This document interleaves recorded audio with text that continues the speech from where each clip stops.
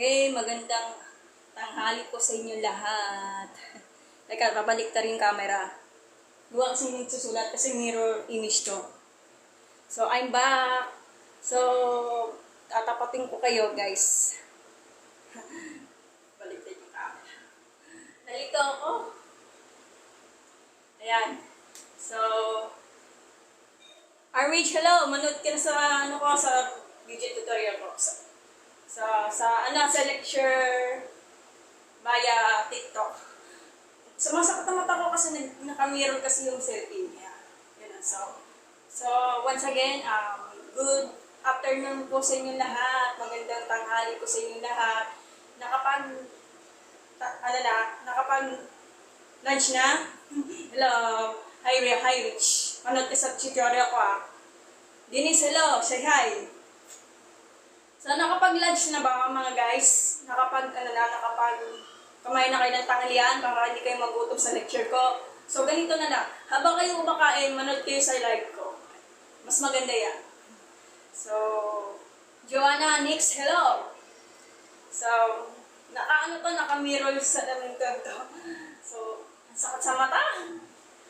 Ayan. Sandal, hello! Paki-type na lang, guys. So, ito yung pag-uusapan natin yung lecture natin. So, nakita natin camera. Hindi makita. So, yan. Ito. Saka sa mata. Naka-mirror kasi to. So, kakatapos namin sa tapos ng polynomial. So, salamat. Kung naalam mo na, okay lang, salamat. Hindi kita pipilitin, Irish. Kung nuggets mo na yan. So, Mika, hello. So, Denise, hi, and RH. Hello. Kasi hindi ko lang makatapos. So, i-discuss natin about sa factoring polynomials in algebra 1 and 2. So, it's Miras. Hello. So, ito yung i-discuss natin in 1 hour lang or lampas na isang araw. Ay, lampas ng 1 hour. So, learn na ba next? Hello. Uno, hello. So, i-discuss natin. Nasakit sa mata. So, ito, kung narinig niyo ako guys, pakitype na lang.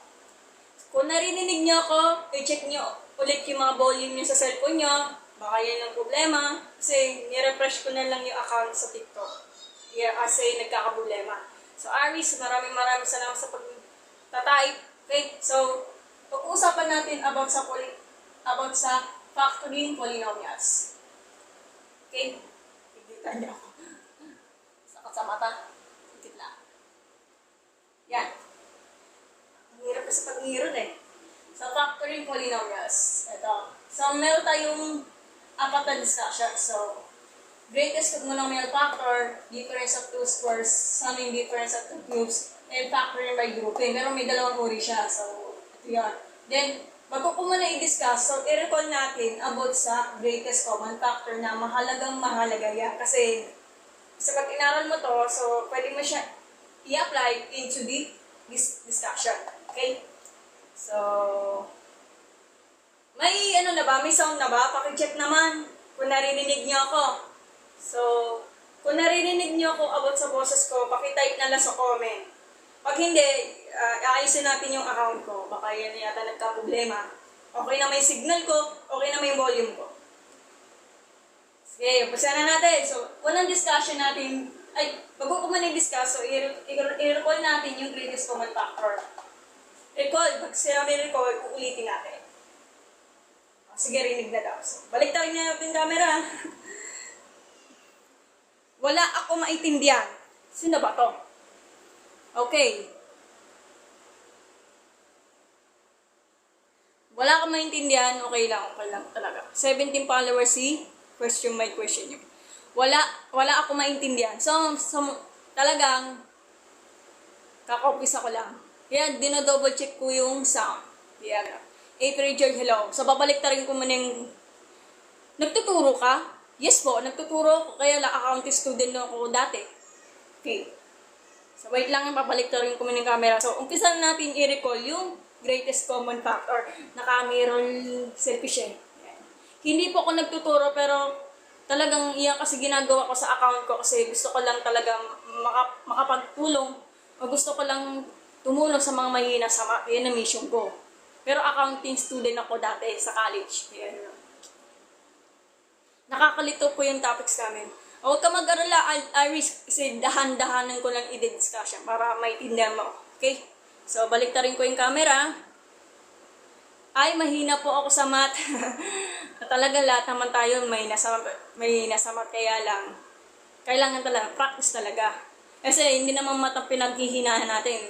Talaga, minsan to the point na sa lahat ng sabi, pinanghihinaan tayo ng loob eh. Kaya nakapasa tayo. Sani ka, hello. So, babalik rin ko yung camera.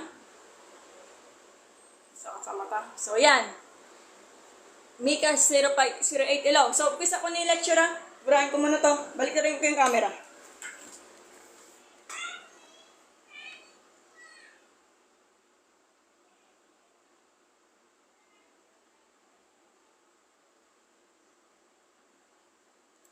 Oh, nakikita niyo na guys. Saan natin tila? Para may ano naman. Okay, umpisa na natin yung lecture ha. Tabi ito kami camera. Yan. So, nakikita mo yung mga lecture. Yung mga viewers dyan, paki-check up lang yung yung volume nyo. Chinek out ko yung signal. Kasi nirefresh ko yung account ko kasi yun ang yung nagka-problema. Bakit daw yung iba nawawala ng boses? Kaya i-double check natin kung may boses na ako or wala. I-check nyo ang mga ano nyo, volume. Okay. Okay guys. So, bago ko man ang i-discuss ko mga to, so i-record natin about sa greatest common factor. So, handa na ba kayo guys? Handa-handa na? So, let's get it in. So, mag-umpisa na tayo magturo about sa factoring polynomial. So, let's go! Habang kumakain, manood na lang kayo. Interested ko yun. Okay? Ay, yung mga kumakain dyan, pwede naman manood. Kaya ganun. So, wala kasi ako naintindihan kasi pakiramdam ko baka ako kinakabahan kasi umaharap ako sa maraming tao. Kaya sabi ng teacher ko, need lang ko talaga ng i-build yung confidence ko. Kaya ganun. So, kaya gumagawa kasi ako ng live streaming.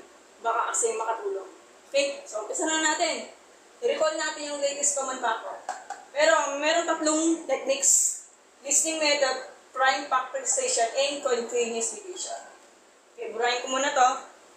So, umpisa na natin.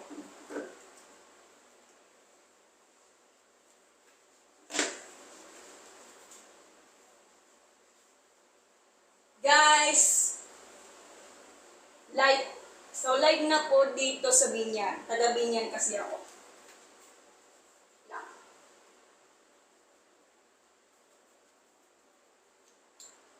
Guys, 106 viewers, maraming salamat. So, let's get it in. So, i-discuss natin yung greatest common factor. So, recall tayo ha.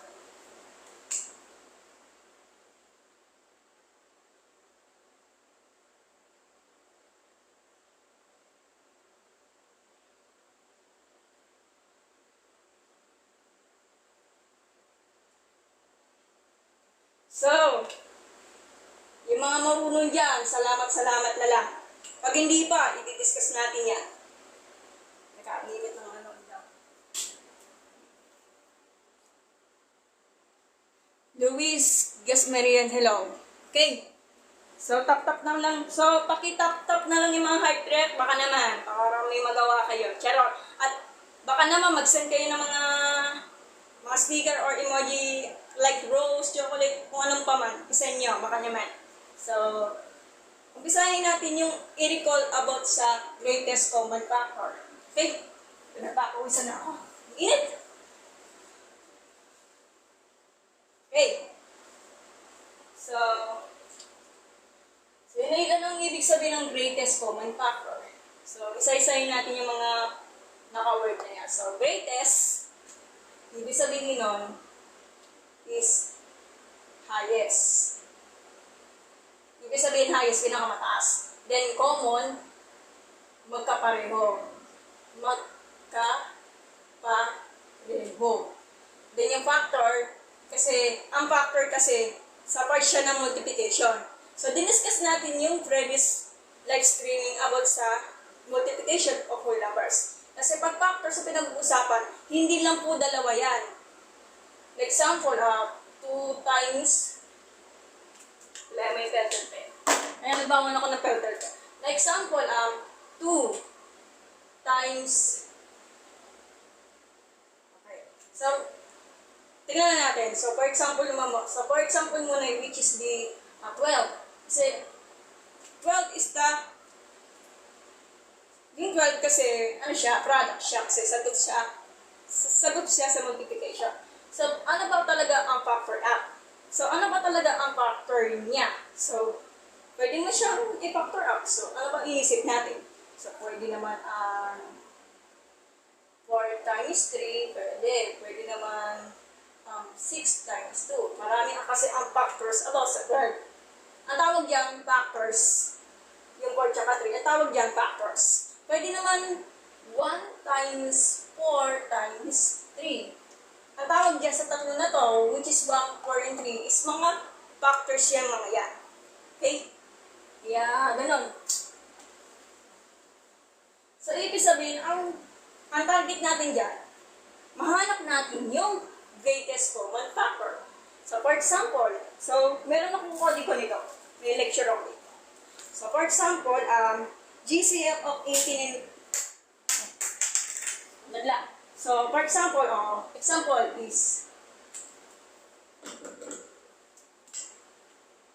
Example, GCF of 80 and 27. Okay, so pwede ka pumili ng tatlong method. Kung listing method, prime factorization, o yung mas uso kasi ngayon is continuous division. Yun ang mas maganda. Kasi magandang technique siya. So maganda ang technique yan. Nagugulol kasi ako. So, ano nga ba ang GCF ng 18 and 27? So, pwede naman ang listing method. Bahala kayo kung gusto nyo. Pwede naman prime factorization or kaya mas mabilis, continuous division. Okay? So, what is the GCF of 18 and 27? So, para sa akin, pwede na sana ang listing method, kaya lang, malaki na kasi ang numbers, which is 27. So, sa mga hindi nakakalam, so, gamitin na natin yung listing method. Isa-isa natin i-discuss. So, listing method ba na tayo? So, 18 and 27. So, ano nga ba ang factors ng 18 by listing method? So, pwedeng 1. So, 18 divided by 1 will be 18. 2. So, 18 divided by 2 will be 9. 3. Pasok ng 3. Pasok ng 3. 4. Hindi rin 4. Kasi 18 divided by 4, hindi siya factor up for 18. Kasi nagkaroon lang siya ng remainder. Then, 5, hindi rin. 6, pwede rin. 7, hindi rin. 8, hindi rin. 9, pasok. Kasi 9 times 2 will be 18. 10, hindi rin. Hanggang 18 na lang. Kasi 18 divided by 8 will be 1. Kailangan, pag nagpa-factor out, kailangan wala siya remainder. Okay? So, ang factor out ng 27, 1, syempre 1. 2, hindi rin pwede. Kasi 27 divided by 2, nagkakaroon siya ng remainder. 3, pasok ang 3. 4, hindi pasok ang 4.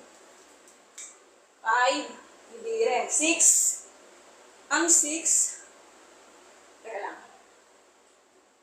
G6 wala siyang factor ng, yung 6 hindi siya kasama sa factor ng 27. Kasi 6 divided by 27 divided by 6, nagkakaroon siya ng remainder.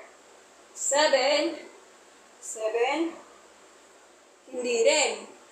8, hindi rin. 9, hindi rin. 10, hindi rin. Up to 27, pasok din niya. So, kaso ang problema nga lang, mag-iisip-isip ka kung ano yung i-divide mo na hindi na, na kailangan wala siyang remainder. So, medyo struggle ko talaga pagdating sa listing method. So, basa natin yung mga comments.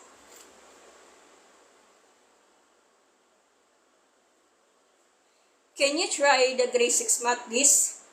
Okay, so itry natin yung sa susunod na live, ha? Sa Learn. Grade 3 students. So, shout out po kay Arbas. So, Kabas, kumusta yung pag-aaral mo sa math? Mahirap ba? Okay. Grade 10 na si Aksabaks. Nogboy, hello.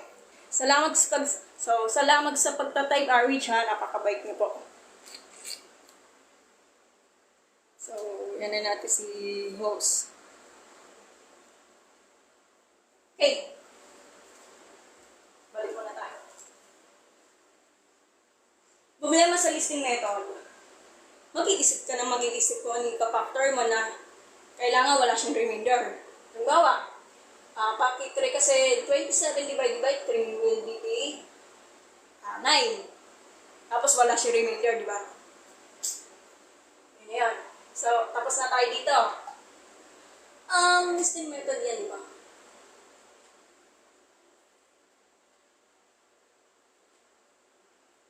Sa mga hindi pa kumakain ng lunch, kumain muna kayo habang nanonood, baka magutom kayo. Okay? So, ang sunod doon, hanapin na lang yung common factor. Pag sinabing common factor, makakapares na factor. Alin yun? Pwede 1, yung 2, wala naman siya ka-partner. So, 3 meron. 6 wala. 9 meron. So, ang pinaka mataas ng common factor, kaya siya greatest, ang hahanapin natin, ang hinahanap, yung pinakamataas na common factor. So, which is 9 ang sagot. So, ito yung sagot. So, GCF of 18 and 27 will be 9. So, ito yung tamang sagot. Okay, balik muna tayo sa comment. Leia Joy, hello. Quadratic equation. So, meron akong discussion yan. So, mamaya ko na i-discuss. Ano to? Clary 123. So, shout out po kay Clary 123. Siok Jean, hello. Salamat sa pagtatay, Arwich ha. Manood ka. Gusto mo. Okay? Quadratic equation. So, pag-discuss natin yan, mamaya, yung quadratic equation. So, meron ako ng ganun. Hello, teacher. Hindi po ako teacher, accounting student lang ako. Kaya ko po, gumagawa ko ng math video sa TikTok pa, at least makatulong para sa inyo na ang mission ko, sana may matutunan sila sa math. Kaya ganun. Sayang kasi yung skills ko eh. Pero dati, accounting student lang ako sa San Pedro. Saijan Chris, hello. So, balik muna tayo. So, tapos na tayo sa listing method. So, buburahin ko muna to. Ay, teka, hindi pang punos. So, dito muna tayo. So, paalala ko lang guys na yung listing method, hindi siya pwede sa mga malalaking given. Like example, yung 100, 100 and 200. Or kaya 500 and 1,233. Hindi siya pwede gamitan ang listing method kasi talaga mauubos talaga ang oras niyo sa pagko-compute. Pwede niyong gamitin yung mga bigger given kapag continuous division. Alam ko continuous division kasi mas madali siya i-compute. Okay? So, purahin ko muna to. So, sunod doon, which is the... Kung narinig niyo ako, pakicheck na lang kasi naglalagyan minsan. Kung narinig niyo ako, pakitype na lang. Pag hindi, ayusin ko muna yung account ko. Okay? So, dito muna tayo sa prime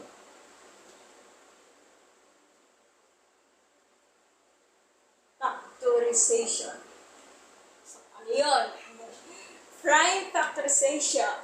Pag sinabing prime numbers, kailangan yung factor will be the two items. So, ang sabi ng definition, okay,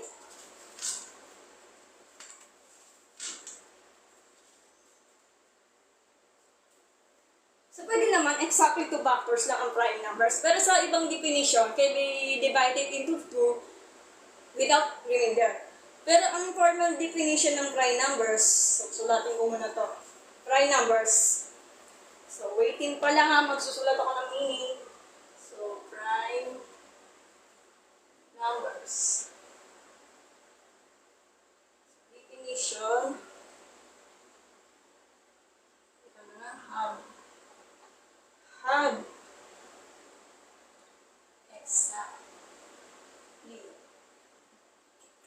pinakapitalize kasi para mas highly siya tignan.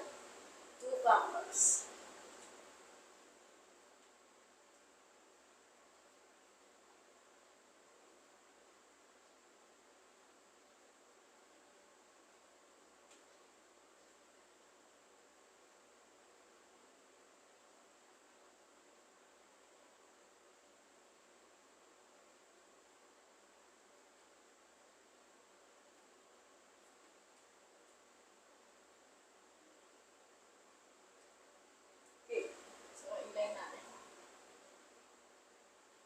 Okay. So, ito yung meaning ng prime numbers. Prime numbers have exactly 2 factors.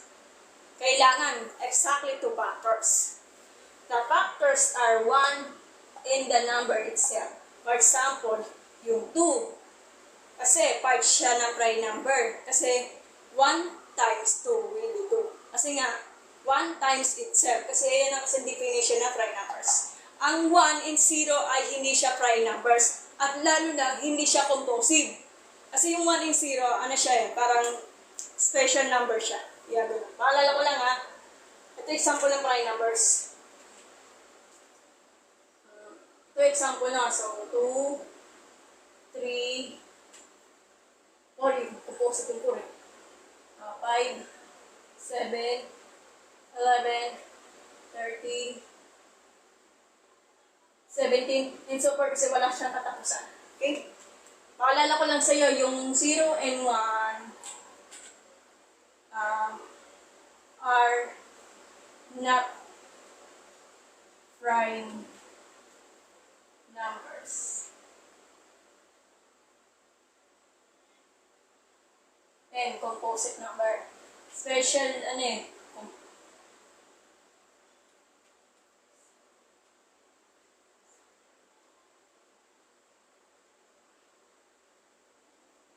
manis ba ng composing? Teka lang muna. Mali, letter T yun. Paalala ko lang sa inyo, yung 0 and 1 ay hindi siya prime number at lalo na hindi siya composite number. Bakit? Kasi pag minultiply mo yung 1 times 1, pwede naman prime naman siya, kaya naturuan siya ng paulit-ulit. At lalo yung 0, kasi 0 times 0, so ganun pa rin. So nagkakaroon siya ng paulit-ulit at i-multiply. Okay? Tignan ko muna yung comments. Pang grade 5 yan yung GCF, greatest common factor. So, I'm not quite sure na pwede naman. Kaya kung nire-record kasi, pinaalala ko lang sa inyo kung inaral nyo or hindi. Kasi, iyan kasi yung tinuturo ko. Kasi pag may skills kayo about sa mga greatest common factor, so pwede mo siya i-apply about sa discussion, about sa factoring polynomials. Kasi magagamit yan. Eh, paano kapag wala kayong skills about sa greatest common factor? Talagang mahirapan kayo sa pag-compute. Kaya ko nire-record. Okay? So, pang grade 5 yan yung GCF common factor. So, I'm not sure talagang, dati nag-aaral ko ng elementary, di ako matalino sa math eh. Kaya ganun. So, dito nag-aaralan niyo, di ba? Sa amin lang, mga grade 6 year, nag-aaral namin yung GCF eh. Pero hindi ko na maalala. Sana extracting root na po kami. Okay, so aralin natin yan sa next video. Kasi masyado ito, mahaba. Okay. Pinagpapawisan ako. Saglit lang. Pinagpapawisan na ako. Hingilit kasi. Okay. Muna akong tubig. Saglit lang. Aqua Plus. Hindi ito sponsor ah. Baka naman, Aqua Plus. Kasi pag nagtuturo ako, nawawala talaga minsan yung boses ko. Kaya ito yung recommended na uminom ako ng tubig.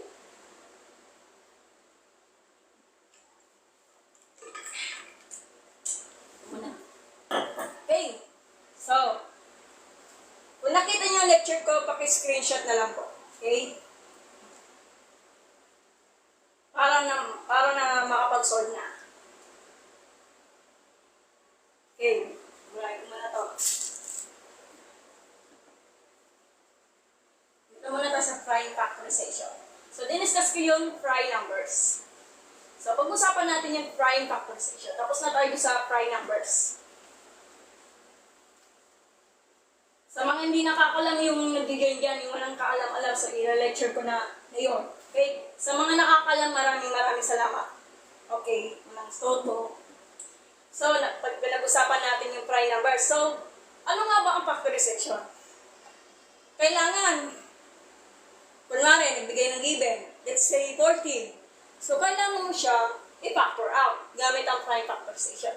Yung mismong factor, kailangan prime numbers ang may iwan doon. So, for example, sabi mo, 14, di ba?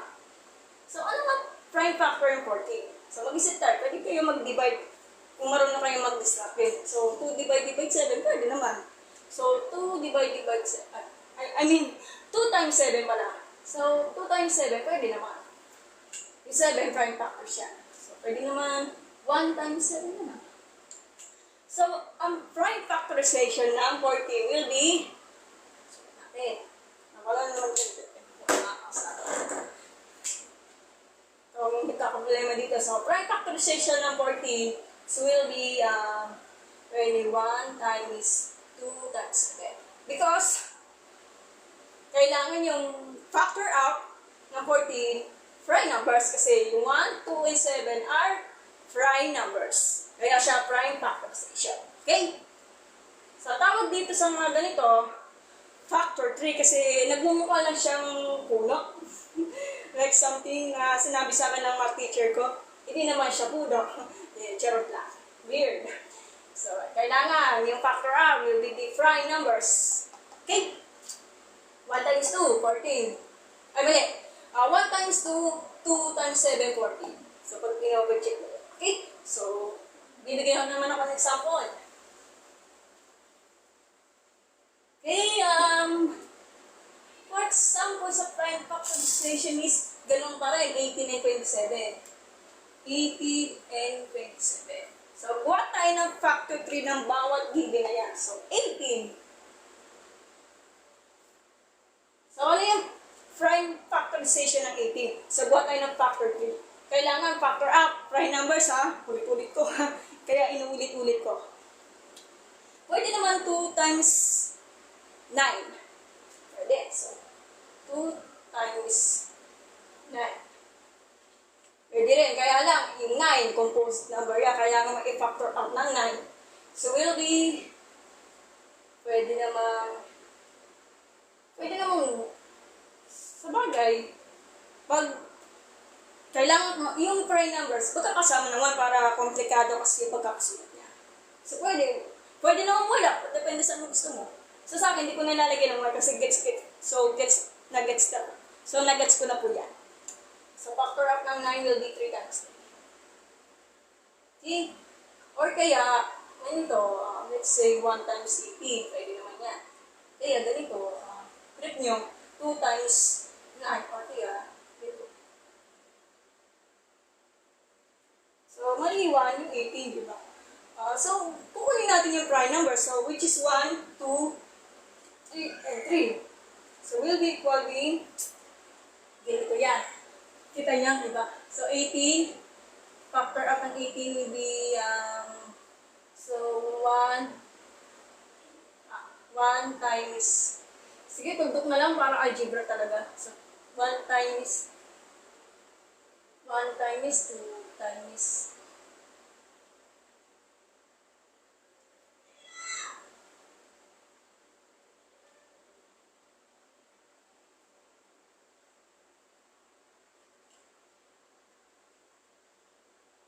pwede naman. So, wala akong secretary. Pwede naman, So, pwede, dot lang kasi pag dot multiplication niya sa algebra yun. 1 times 2 times 3 times 3. So, yun yan. Kaya ko nilalagay ng 1 kasi, para mas nakikita niyo yung listing method yan. Okay? So, factor out of 27.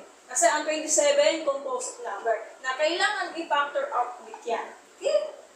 So, 27, factor out ng 27. Sa dalawang method yan. Pwede naman 1 times 27, pwede naman diretso na. So, i-divide mo sa 2. Kaya lang, hindi siya divided sa 2 kasi may remainder siya. So, mag-isip tayo. 27, i-divide sa 3, pwede naman. So, 3. times 9.7. So, 3 times 9. Or kaya, 3 times 9, 3 times 3. Okay. So, ang factor out ng 27 will be 27. Factor out niya will be 1 times 3 times 3 times 3. Okay. Double check natin. Okay, ito. So, ang sunod doon, hanapin natin yung common factor. Yung magkakapareho ng factor. So, ano nga ba? Siyempre, 1. Basta natin 1 times, minumultiply siya. Yung 2, wala siyang kapartner. 3, pasok yung 3. Bilugin na natin para makita. Tsaka 3. So, ang gagawin, yung mga common factors, imumultiply mo siya. Kahit paulit-ulit siya. So, 1 times 3 times 3. So, will be 9.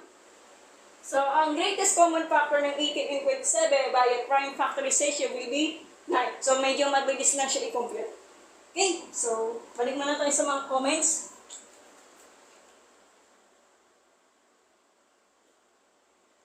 Ang labo. Malabo ba? Tingnan natin yung ilaw. Sensya ka na, Aris, kasi yung cellphone ko hindi mamahalin eh. Baka ito. Nininis ko na yung lens. Malabo ba? Wala kasi akong nakit ng mga 3D, yung mga quality eh. Teka lang, wait lang. Setting natin. Wala kasi mga settings eh. Hindi ko makita yung mga yung sa, di ba guys sa YouTube, yung sa YouTube, mayroong nakalagay ng quality. Kung ipaparas mo yung mga 1080p, kasi ayun yung nagpapalinaw ng video. Eh dito, parang wala. Sige, lapit na natin. Para sure. Okay. Malabo talaga. Parang malabo para tayo, di ba? Hindi, charot. Ano to? Usapang pag-ibig na naman. Okay, ang labo. Rich, nakikita mo huwag ka mag-alala kasi i-edit natin yan. Ipalilinuhin natin yung video. Kasi sa YouTube, pwede mo siya palinawin by the quality. 4x minus 2. Yung 4x minus 2, factor out pa rin yan. Okay? So mamaya, sa greatest monomial factor. So, ano to ba to? Japanese name, hindi ko mabasa. 8. Bakit 8? Oy, join, hello. Say hello. Okay? Kasi ang 8 kasi, composite number, kaya lang, kailangan prime factorization siya. Ang prime factorization ng 8, so, will be 1 times 2 times 2 times 2. So, 2 times 2, 4 times 2, 8. Yun. So, na tayo sa greatest common, so, okay na tayo sa prime factorization, ha? So, paki-picture na lang.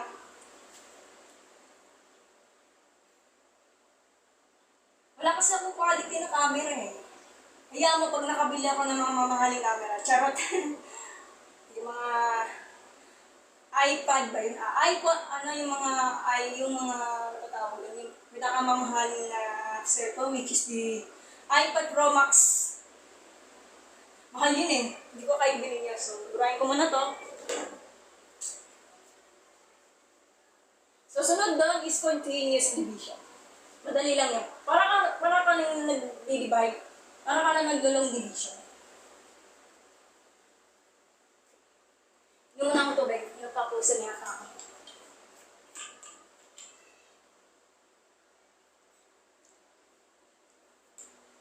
Init. Malabo talaga. Paki-comment below yung mga dyan. Paturo po ng ako ng division. So, synthetic division muna tayo. So, ituro ko sa inyo yung mga continuous division. Paano po yung similar and dissimilar? Ganito yan kay blocks. Kapag similar, nakakita ka ng magkapareho ng denominator, just i-copy na lang yung value ng denominator, then i-divide mo siya, tapos, Pag similar fraction, copy na lang yung value ng denominator, then yung mga pinakaibabaw, which is the value of numerator, ipag-plus mo, depende sa sign. Pwede minus, pwede plus. yung pinakasagot niya will be the fraction, and din lang yun, kailangan mo siya i-simplify. Okay? Pag dissimilar, complicated na yan Chem-Lax kasi depende po yan. Pag dissimilar fraction, complicated kasi ang pagka-compute niya. So, pwede naman siyang gawing LCM. Pwede LCM kasi pasok niya So, i-discuss natin sa basic math part 2 sa susunod na live. Okay? Iabangan mo ako Chem-Lax ha. Ganito na Chem-Lax. So, paki-follow up mo ako doon sa TikTok account ko, MatchFlory09. Paano pa mag-divide? Okay. Grabe ka naman, Cloud Cuts. So, pumunta ka doon sa account ko, Myriam Flores, tapos MatchFlory09. Kung makikita mo yung mga, pag-divide, okay? Okay, sa YouTube account ko, Myriam Flores. May nakikita mo yung mga previous live ko about sa basic math part 2. 23. Okay, Yang, hello. Wala napansin yung mga comments.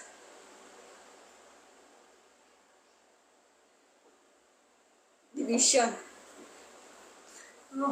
Tag na kita, wait lang. Andrea, hello. So, dito muna tayo sa continuous division. Ingat. Continuous division.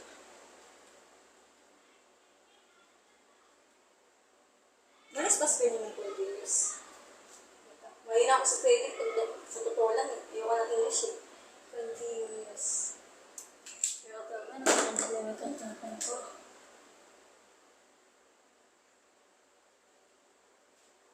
Ang mabasbilin ng continuous. Kaya ako may kodigo para hindi ako makakalimutan. So, continuous division. Kaya ako may kodigo kasi nakakalimutan ko minsan. Kasi record ko talaga. Hindi naman kasi porket na math teacher ka is perfect ka. Kaya ako may kodigo para hindi magkakakali. Okay? So, continuous division. Ang pagsulat nun, di ba yung capital L? Imbis na pabaligtad, pahiga lang siya, like this. Okay? So, for example, 18 and 27 ulit. So, ito given. So, 18 and 27. So, via continuous division. So, mag-isip kayo kung i-divide, kailangan wala siyang remainder. Yung 2, pwede sana yung 18, kaya lang yung 27, ay hindi siya pwede i-divide sa 2 kasi nagkakaroon siya ng remainder. So, mag-isip tayo. Ano nga ba mga divisible by kapag i-divide natin sa 18 and 27 na wala siyang remainder? So, mag-isip kayo.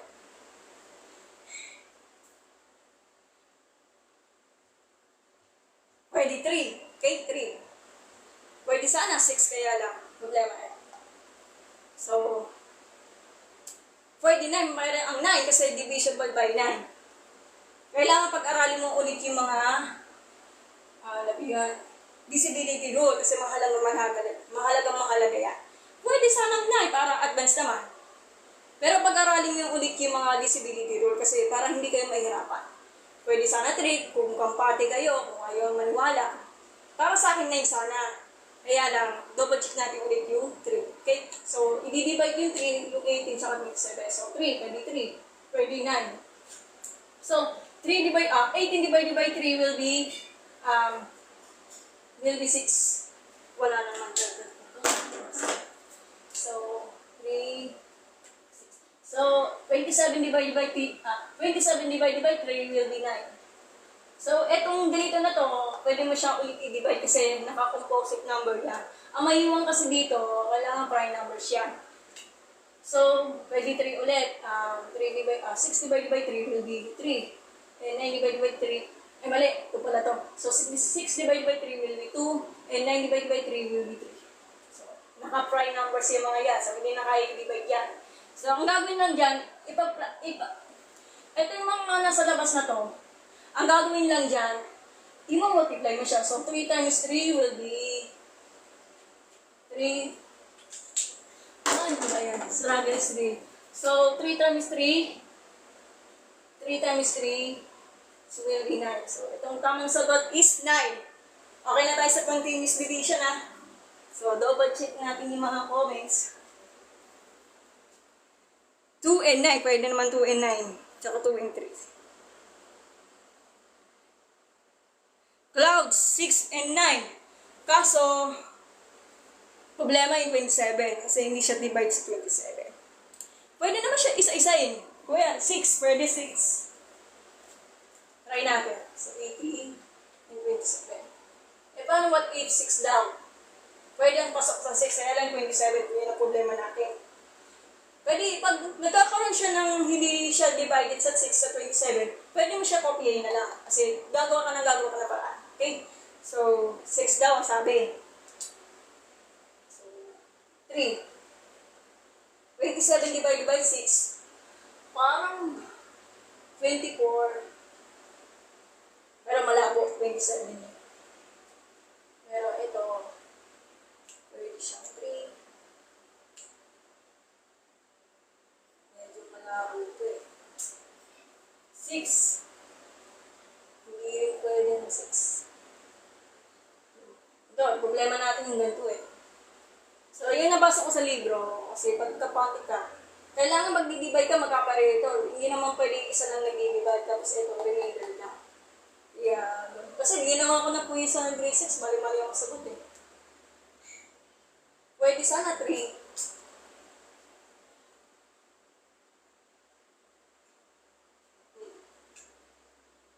Hindi na siya GCF ng 18 and 27. Mali na yun. Kailangan na yun siya. So, mali na yun. So, depende natin. So, try natin yung 9. Mali yun. Mali yung study eh. Naglabas ng mga maraming character tayo na nandiyan ka na mas-score. So, 18 and 27. So, kailangan divisible yung mga yan, walang remainder. Hindi naman pwedeng, itong santo, walang remainder, ito, may remainder, kasi kailangan sabay yan. So, let's say 9, para kampante tayo. So, 9, pasok ang 9, kasi 18 divided by 9 will be 2. Ito, lalo na ito, 27 divided by 9 will be 3. So, sagot na. Okay? Tingnan natin sa comments. 2 and 3. Okay, may nag-message. AJ, huwag mo na mag-invite kasi naka-tutorial din ako. Okay? Hello ko guys. Parang init. Gusto natin yung bintana. Okay na ba guys? Ayun, lumiliwanag na. Kaya pala mainit. Next, hello. Uminom naman akong tubig. Ganito guys, kasi hindi naman pwede kasi yung 6. Pasok sana yung 6 kung 18. Kaso, yung 27, hindi siya divide siya. Yung 6, hindi siya divided sa 27. Kasi nagkakaroon siya ng remainder. Kaya ganun. Kaya, habang maaga pa, kailangan pag-aralin ulit yung divisibility rule para hindi kayo nahirapan. Kasi may mga meaning yan eh. Pwede naman 2, 3, 4, 5, 6, 7. Yung 7, mas mahirap ng 7. Divisibility of 7. Pwede 2, 3, 4, 5, 6, 8, 9, and 10. Hanggang 10 na lang kasi masyadong itong mahaba yung divisibility rule. Kaya, kasi i-search nyo sa Google or sa Wikipedia. Makikita may mga meaning lang. Divisibility rule. Kaya ganun.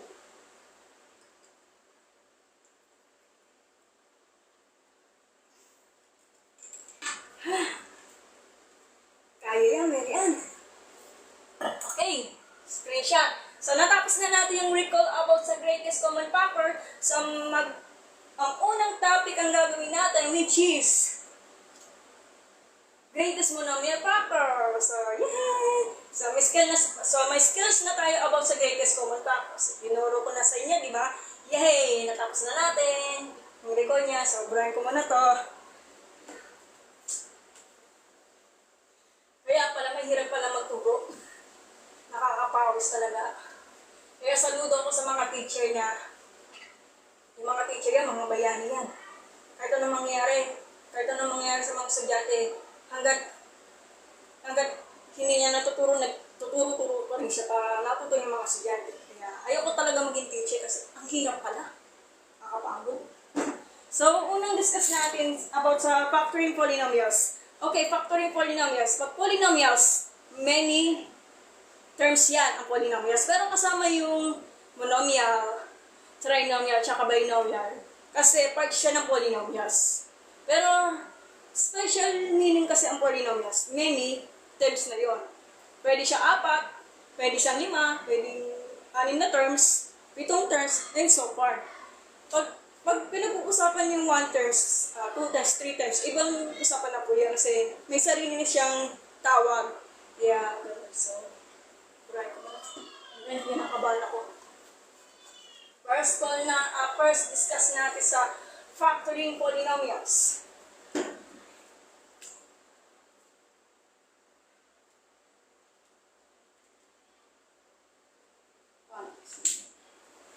Hindi kinakabahan ako kasi ang init.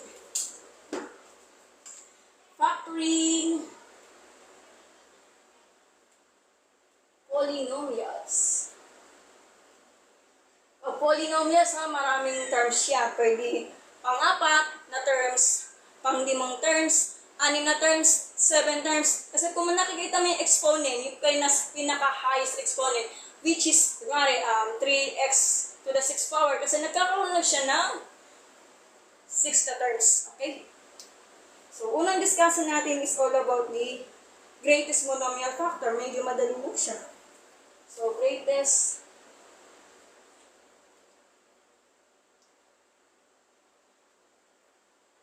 monomial factor. So, yung greatest monomial factor, meron akong video na sa account ko. So, panoorin mo na lang, guys. So, dito muna tayo sa comment.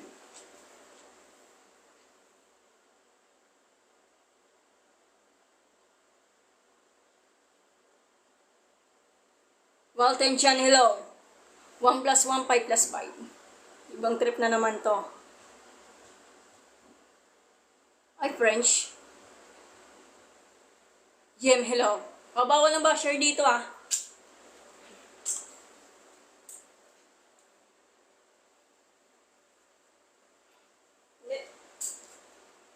Okay. So, ito yung t-shirt ko sa pinagawa ko lang to. Pinagawa ko lang to sa bayan kasi gusto ko magpatatakan. Kaya gano'n. Okay, so umpisa na natin ang unang discussion. So, tignan ko muna yung time limit. Angie, kung nanonood ka man, ito na yung discussion. So, tignan natin viewers. So, 356 viewers. Maraming salamat. At nagkaroon ako ng 5 followers. Maraming salamat. So, ano na ako, 300 followers na ako. Maraming salamat sa pagsusuporta. Time limit is 40 minutes. Ang bilis ng oras Wala pang isang oras. Angie, kaya mo yan. Ito na yung factoring polynomials. Kasi pinag-aaral niyo sa high school, di ba? Luis Mia, hello. Papusan ako. Okay, so simulan na natin. Greatest monomial factor, ang ibig sabihin na pag greatest, for the same meaning, synonyms of greatest is highest, kasi pinakamataas. Kasi pag monomial, ang monomial kasi, sulat ko na nga ito, highest. Monomial, one term yun. Walang S yan kasi may one term na. Pag factor, for example, factor, pinag-uusapan kasi multiplication. So, kaso, ang problema nga lang, pagka algebraic kasi ang given. Kasi nagkaroon siya ng monomial. Kasi one term yan. So, for example,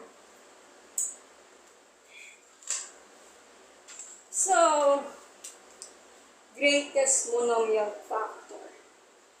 Ito, example yan, mas madali lang yan. So, 3x squared minus 6x.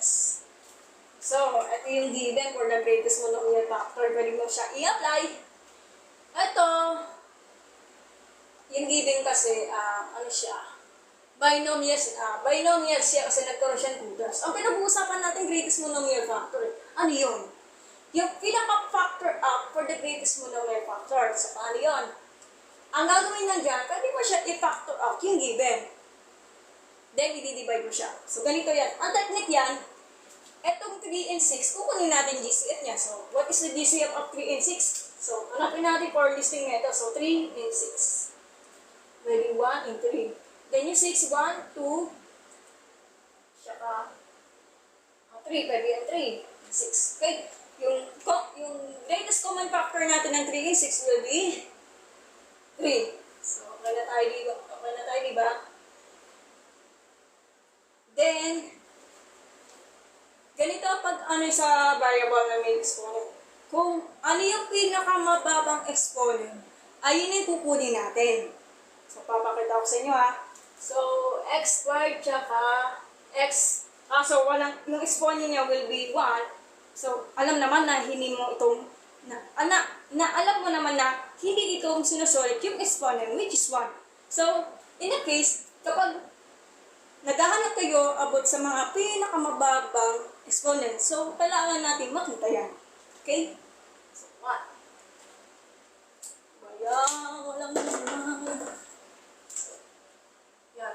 O, 1, di ba? Automatic yung exponent niya, which is 1, ay hindi ito nakikita. So, kung ano yung pinakamababang exponent, yan ang kukunin natin. So, ano ba ang pinakamababang exponent natin? Yung 2 o 1? Siyempre yung 1. Pero pag sinulat mo, tatanggalin yung 1. May 1x ka lang. Okay? So, let's see ganito. May 1 yung x na lang. Okay? So, tatanggal na. So, yung lowest exponent, ganito. Lowest exponent. Yung kukunin natin para i-factor out yan. Okay? So, ang gagawin lang dyan, kaya ko tinanggal yung 1 yung exponent kasi naintindihan ko naman yung sinasabi ko na hindi ito sinusulat yung 1. Okay? Automatic, understood na po yun. Okay? So, dito na tayo. May factor out tayo ng given na ito, which is 3x. Ang gagawin lang natin dyan, eto, i-divide to. So, 3x squared divided by 3x, cancel off yung 3, ang may iwan, ang x na lang. Bakit? Kasi sa law of exponent, kapag ganito, i-divide dito, minus the exponent. So, 2 minus 1 will be 1. Pero ang sulat niya will be x. Okay? Then, ito, 3x, negative, kailangan isama yung sign kasi pag wala, mali na naman sagot nyo. So, negative 6x divided by 3x will be negative 2. Close parenthesis. So, double check natin maigi via distributive property. So, 3x times x squared. Then, 3x minus 2 will be 3x. So, ito yung sagot. Okay? Itong greatest monomial factor, kapag ang properties niya, will be, balik tayo natin. So, A, quantity of B plus C. So, will be the distributed law ang AB plus AC. Okay? So, yun kasi yung ano niya. Kunwari, itong given, galing dito, di ba? Isipin niya na i-factor out nito. So, ito yung distributed law niya. Ang tawag dyan, distributed law. So, distribute niya para ma-check niya kung tama yung sagot mo. Okay, so, okay, so, tingnan natin yung mga comments.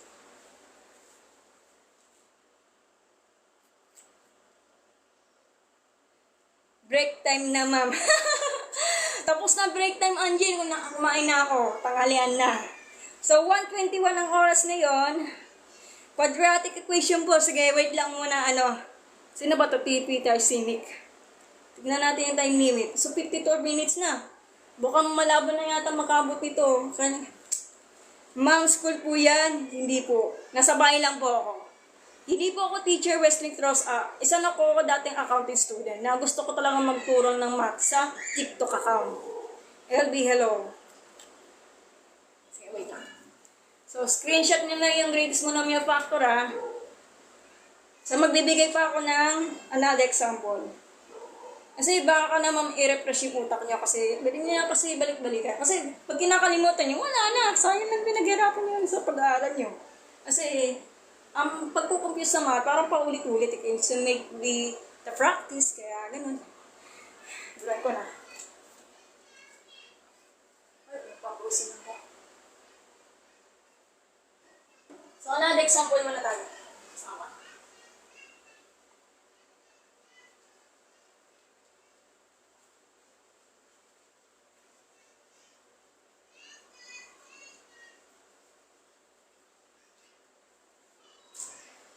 example para mas enjoyable Pwede naman 14x. I mean, 14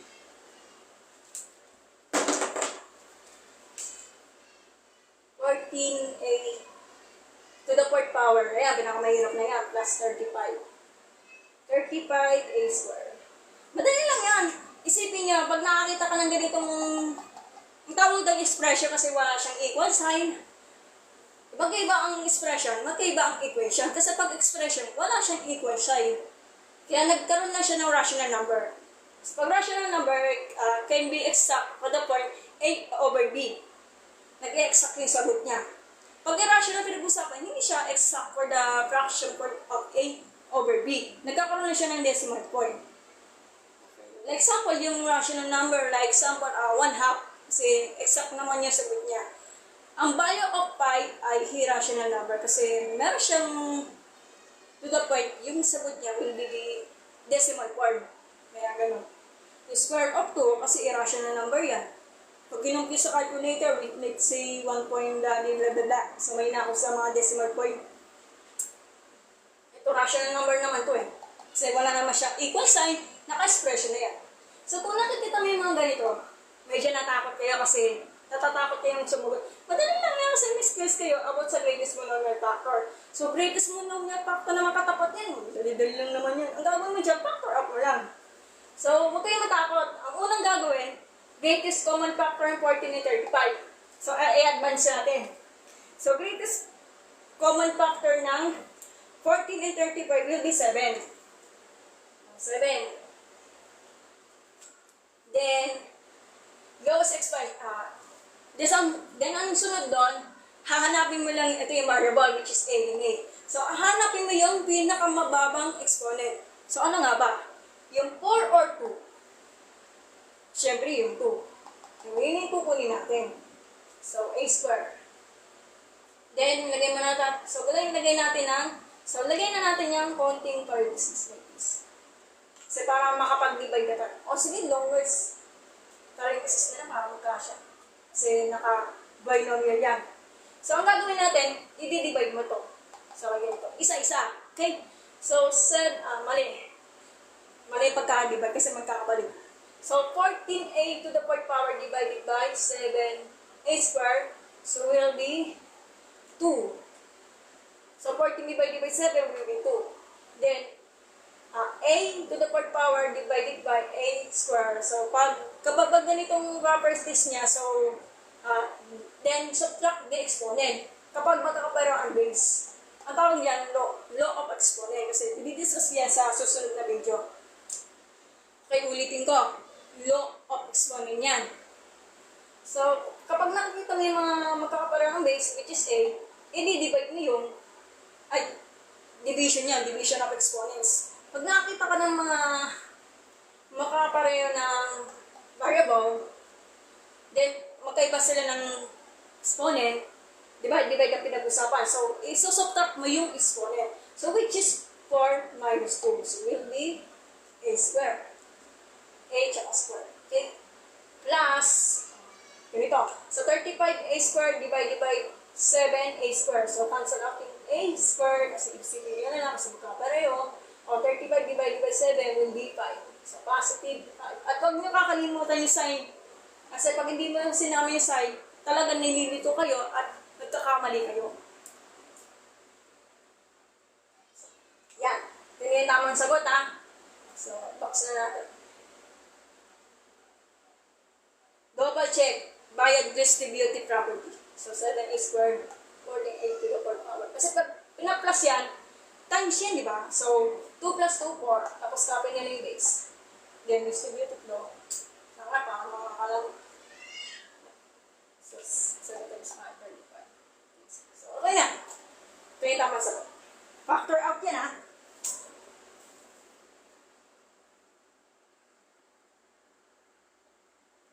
Okay, nag-end na yung ano niya.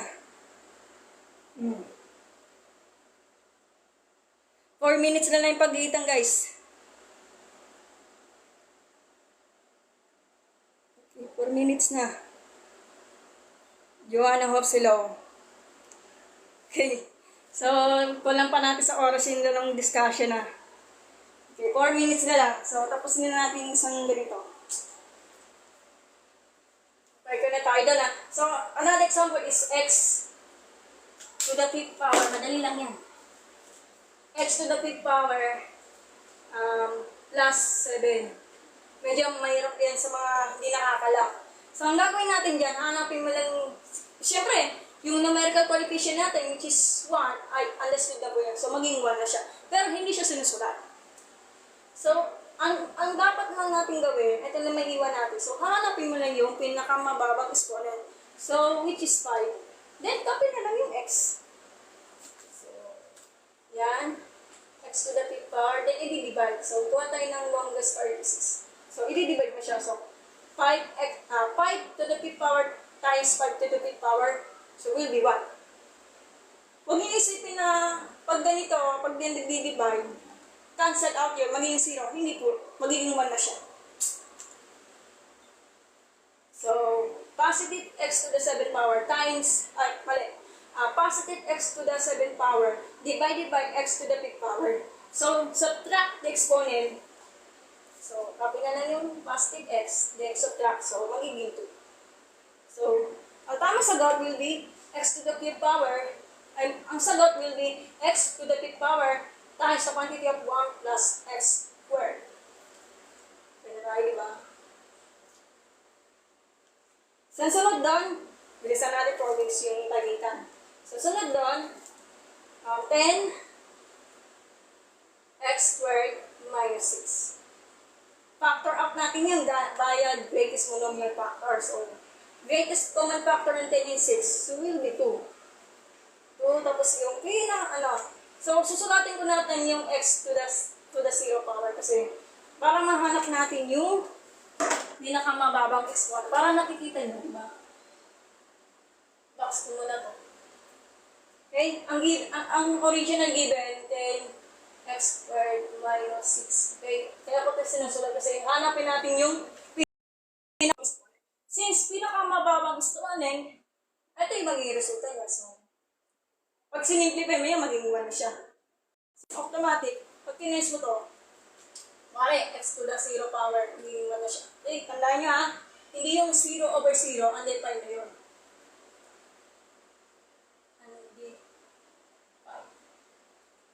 Okay? Kahit ano, yung mga 23, 0 is 1. Okay? So, automatic, yung x to the 0 power, will be 1. Ano na? Bigyan mo siyang longest parenthesis. 2. Okay, so, pwede mo siya i-divide. So, 2 divided by ganyan. Ay, baliktad. 10x divided, 10x squared divided by 2. So, will be 5. Diba yan? So, 2, 5x squared. Then, ito, mamadali kasi ako kasi may time. Then, minus yan. So, negative 6 na lang kasi nilagay ko ng 1. So, dito muna tayo. So, 10. So, negative 6 divided by 2, so will be negative 3. So, ang sagot, so will be, so 2 over 5x squared minus 3. Yung tamang sagot. Okay. Yan na namin yung comment. O din hello. So, patapos na tayo sa part na yan kasi time limit na. 4 minutes na. So guys, magbabalik muna ako saglit about sa second part ng video about sa Algebra 1 and 2. Okay, so, dyan lang kayo. Di pa ako magbababay kasi dyan lang kayo kasi gagawa po ako ng part 2. Okay? Haba guys. Wait lang muna. Kasi ko yung mga comment.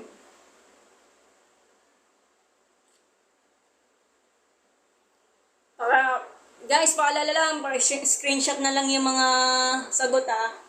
So, natapos natin yung latest monomial factor. So, sunod doon, sa part 2, difference of two squares